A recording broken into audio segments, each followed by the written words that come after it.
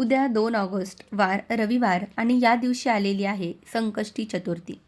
प्रत्येक महिन्यामध्ये संकष्टी चतुर्थी येते आणि प्रत्येक चतुर्थीचं महत्त्व हे देखील वेगवेगळं असतं. आषाढ महिन्यातील कृष्ण पक्षातील चतुर्थी तिथी म्हणजे संकष्टी चतुर्थी म्हणतात. यालाच गजानन संकष्टी चतुर्थी असे देखील म्हटले जाते. आणि म्हणूनच या दिवशी उपवास करून गणपती बाप्पाची पूजा केल्याने आपल्या मनातील सर्व इच्छा पूर्ण होतात. तसेच सर्व प्रकारचे दोष नाहीसे होतात. सर्व दुःखांचा संकटाचा नाश करणाऱ्या भगवान गणेशाच्या आशीर्वादाने वाईटांचा नाश होतो आणि जीवनात शुभता वाढत असते. तसेच व्यक्तीच्या जीवनामध्ये आलेल्या समस्यापासून सुटका देखील होत असते. धार्मिक दृष्टीने हा दिवस अत्यंत महत्त्वाचा असल्यामुळे या दिवशी काही प्रभावी उपाय आणि सेवा देखील केल्या जातात. आज व्हिडिओमध्ये मी तुम्हाला एक अतिशय प्रभावी असा उपाय सांगणार आहे. उद्या रविवार संकष्टी चतुर्थीला तुम्ही उपवास नाही केला तरी चालेल, पण एका सुपारीचा अत्यंत प्रभावी हा उपाय करा. हा उपाय केल्याने सर्व कामात यश मिळेल. सर्व प्रकारच्या इच्छा फक्त एका दिवसातच पूर्ण होतील. घराची, मुलाची, पतीची अगदी भरभरून अशी प्रगती होईल. तर असा हा एक सुपारीचा उपाय कसा करायचा आहे, कोणत्या वेळेत करायचा आहे, याबद्दलची संपूर्ण माहिती आज या व्हिडिओमध्ये मी तुमच्यासोबत शेअर करणार आहे. त्यामुळे तुम्ही हा व्हिडिओ कुठेही स्किप न करता शेवटपर्यंत नक्की पहा. आणि आपल्या चॅनलवरती जर नवीन असाल तर चॅनलला सबस्क्राईब नक्की करा. आणि असेच माहितीपूर्ण नवनवीन व्हिडिओ पाहण्यासाठी बेल आयकॉनलाही प्रेस करा. म्हणजे जेव्हा कधी मी नवीन व्हिडिओ अपलोड करेल त्याचं नोटिफिकेशन सर्वात अगोदर तुम्हाला भेटेल आणि तुम्ही एक पण व्हिडिओ मिस करणार नाहीत. आज व्हिडिओमध्ये मी तुम्हाला जो उपाय सांगणार आहे, तर हा उपाय आपल्याला उद्या म्हणजे रविवारी करायचा आहे. या दिवशी तुम्ही सकाळपासून ते संध्याकाळपर्यंत जेव्हा केव्हा तुम्हाला शक्य होईल तेव्हा हा उपाय करायचा आहे. कारण संकष्टी चतुर्थीचा हा शुभयोग जो आहे तर तो संपूर्ण दिवसभर असणार आहे. आणि या शुभयोगावरती आपण जे काही उपाय करत असतो तर ते खूप प्रभावी ठरत असतात. आपल्या हिंदू धर्मामध्ये गणपती बाप्पाचं हे खूप मोठं आणि महत्त्वाचं स्थान आहे. गणपती बाप्पांना विघ्नहर्ता, अडथळे दूर करणारे देवता असे मानले जाते. संकष्टी म्हणजेच संकट दूर करणारी अशी ही तिथी आणि म्हणून या दिवशी गणपती बाप्पाची पूजा केल्याने, व्रत केल्याने आपल्या जीवनातील सर्व संकट हे दूर होतात. त्याचबरोबर गणपती बाप्पांना इच्छापूर्ती देवता म्हणून देखील ओळखले जाते. जो व्यक्ती भक्तिभावाने श्री गणेशाची पूजा करतो किंवा इच्छापूर्तीसाठी काही उपाय करतो, त्या व्यक्तीच्या सर्व इच्छा, मनोकामना श्री गणेशा नक्कीच पूर्ण करतात. आणि हा उपाय देखील आपल्याला इच्छापूर्तीसाठीच करायचा आहे. आज व्हिडिओमध्ये मी तुम्हाला सुपारीचे 3 उपाय सांगणार आहे आणि हे 3ही उपाय तुम्हाला उद्या आवर्जून करायचे आहेत. जे उपाय मी तुमच्यासोबत शेअर करणार आहे तर ते 100% प्रभावी आहेत. आणि हे उपाय जर तुम्ही अगदी मनोभावे केले तर 100% तुमच्या सर्व इच्छा, मनोकामना या नक्कीच पूर्ण होतील. आपल्याला या दिवशी एक सुपारीचा उपाय करायचा आहे. सुपारीला धार्मिक कार्यामध्ये खूप महत्त्व दिलं जातं. गणपती बाप्पांचं प्रतीक म्हणून आपण सुपारीची पूजा करत असतो. आणि म्हणून या दिवशी सुपारी संबंधित काही उपाय जर आपण केले तर ते खूप प्रभावी ठरत असतात. कारण सुपारीला श्री गणेशाचे रूप मानले जाते आणि सुपारी जी असते तर ती शुभ आणि समृद्धीचे प्रतीक आहे.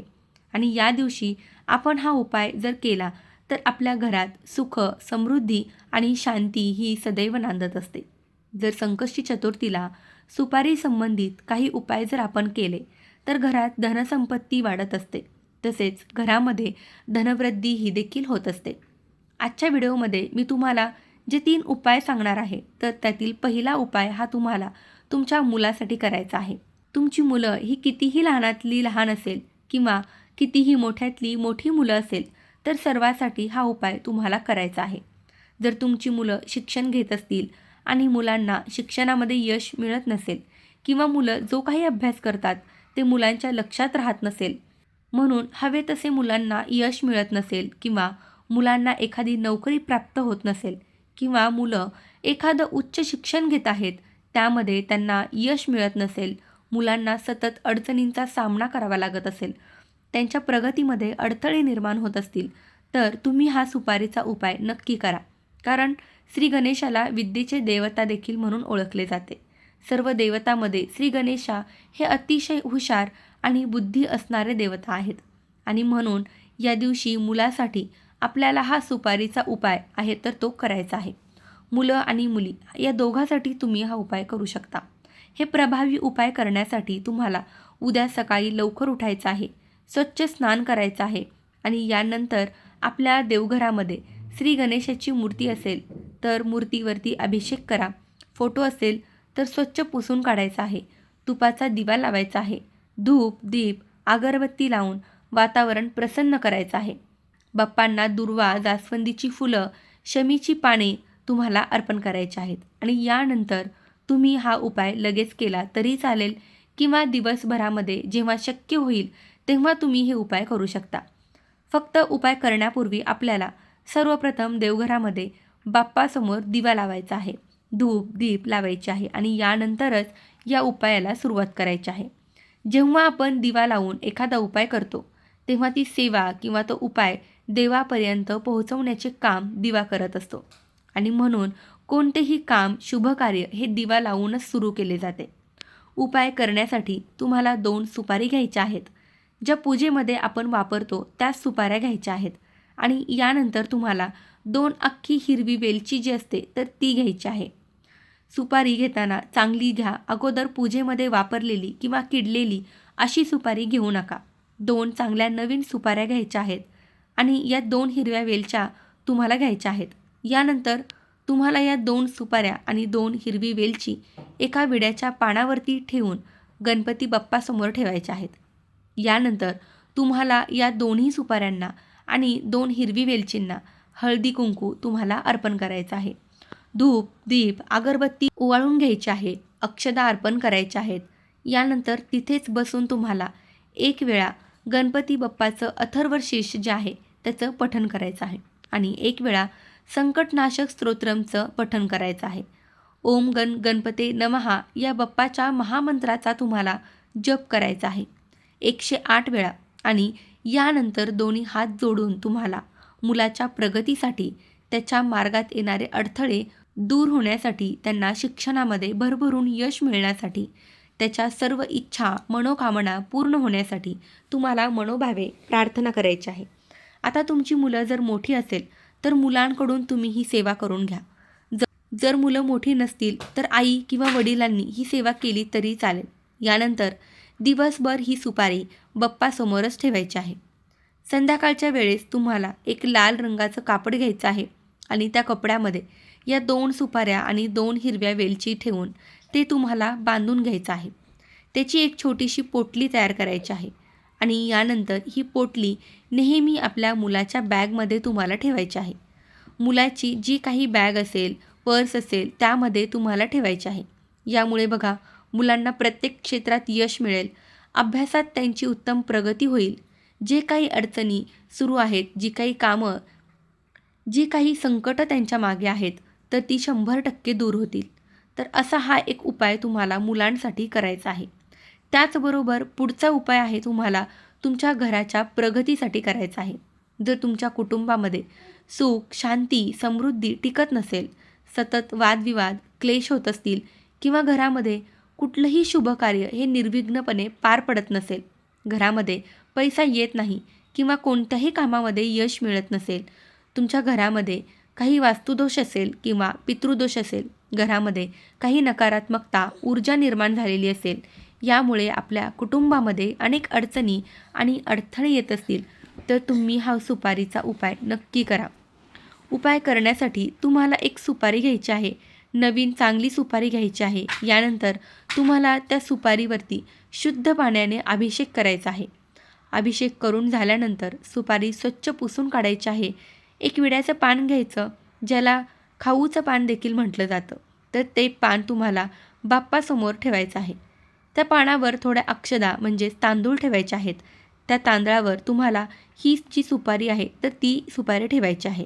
यानंतर सुपारीला हळद, कुंकू, अक्षता, फुलं अर्पण करायची आहेत.